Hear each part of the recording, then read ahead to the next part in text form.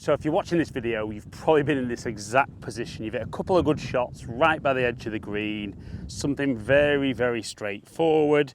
You kind of think you know what you're doing, but then far too often, there's that fat one that maybe just gets on the edge of the green, or maybe even more destructive, it's that thinny one that's still accelerating when it goes past the hole, and maybe you got the same shot back from the other side of the green.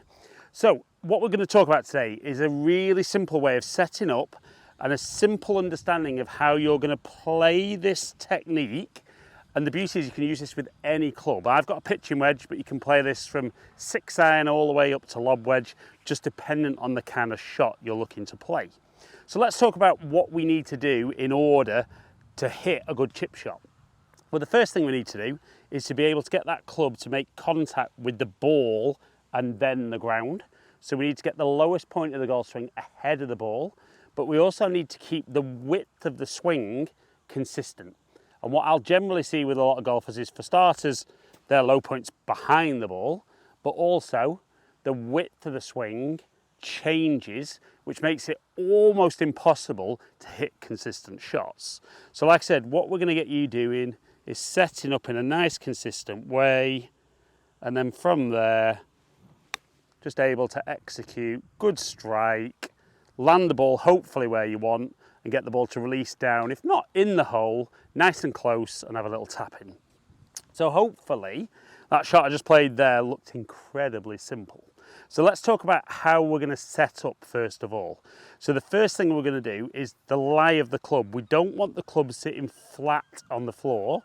We're going to get the handle a little bit higher, so it's going to feel a little bit more like a putting stroke. So we're going to get that toe down, get you a little bit closer to the golf ball, and we're going to move the ball into the middle of the stance, which in theory should make it a little easier to get that contact with the ball first. And the little change we're then going to make at address is you're going to move your sternum just very slightly in front of the golf ball. And then if you do that and make a normal swing, you'll see I start touching the ground ahead of the golf ball. So straight away that gives me half a chance to hit a good shot. So before I get into the other little bits, let's try that first. So for most golfers, a little bit closer, ball in the middle, sternum forward, and then almost like a bit of a putting stroke. And straight away there, most golfers will feel a better contact. But for many of you watching, that won't be the be all and end all of that. But setting yourself in that position gives you the best opportunity to strike the ball well and therefore hit a good chip shot.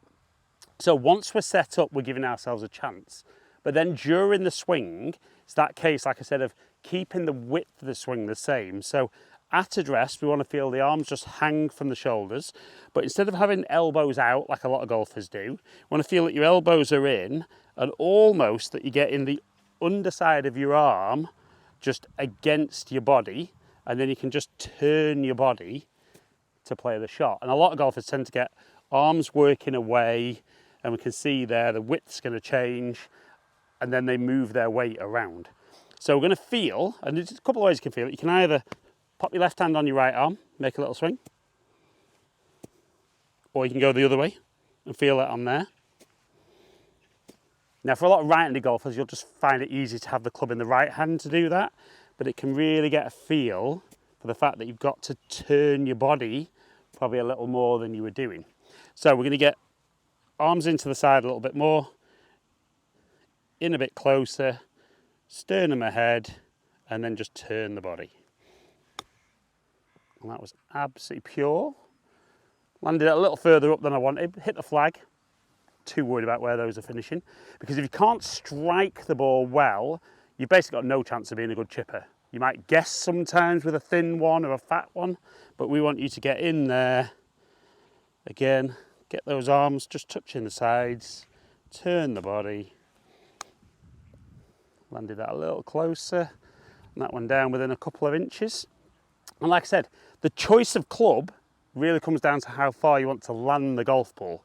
But we've got to make sure that that motor for the chipping action is the body rotating, not trying to rock the shoulders or any funky moves, or even try to use the wrist too much on the shots. Minimal moving parts for this action makes it incredibly simple to get a good strike and then get better shots. So again, in a bit closer, shaft a bit upright, ball in the middle, sternum ahead of the ball and keep it there. So many golfers I see that have watched content who set up there, and as they play the shot, they go this way because they're trying to help the ball in the air. If it's going too low, take more loft. But we can get that there, sternum ahead, turn the body. Again, struck that great. That one didn't roll out quite as well as the previous one. But you can also see, probably can't see it too much here, but there's a little bit of interaction with the ground, but there's no big divots, and definitely there's no divots behind the golf ball. So I'm always making contact with the ground after I've hit the ball. And it does feel good knowing that you've got a nice repeatable technique. Just chase that one a little bit more. That probably wasn't the best one, but that's gone 6-7 feet past, which there are days historically where my good ones might be 6-7 feet past because I don't hit my landing point.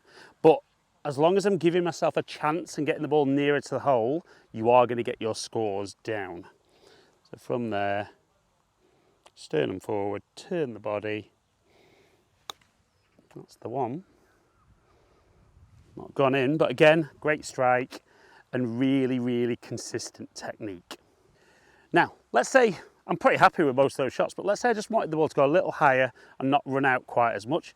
I've just gone from a pitching wedge to my 60 degree. Beauty is the technique is exactly the same. Sternum forward. And that one I was able to pitch a little bit further up the green. First bounce was a little left, but again, within kind of a foot or so of the hole. Nice and simple. And get close, sternum forward. That one there just dug in a little bit, and that's sometimes where it can be a little bit more difficult once you kind of add in more loft. One's just dug in a little bit, one released. When I'm taking less loft and I know that the ball's not going to have too much spin on it, you can get the ball rolling out, and that's definitely where if you're near the edge and you haven't got to go over anything, playing it with a 6-iron, 7-iron, even 8-iron, can sometimes get away with not a great strike. But when we've got more loft in our hands, we need to be bang on with what we're doing. But this technique's going to give you that. You can set up. Let's see if we can chip one in to finish. Again, decent strike. And that one rolling out a couple of feet past. But like I said, the two key skills you need to be able to do to be a good chipper is you need to control your low point, make sure it's ahead of the golf ball. But you also need to be able to control the width of the swing. If that's changing, it's so difficult to get a good strike on it. So we're going to get the ball in the middle, get the club a little bit more upright, sternum ahead of the golf ball, and just feel that the underside of the arms are resting against your body. And from there you can turn the body back and through, get the body controlling, be the engine for the swing, and you might just start hitting some great chips and get that score down. And isn't it nice for your putting stats if you can chip in from time to time?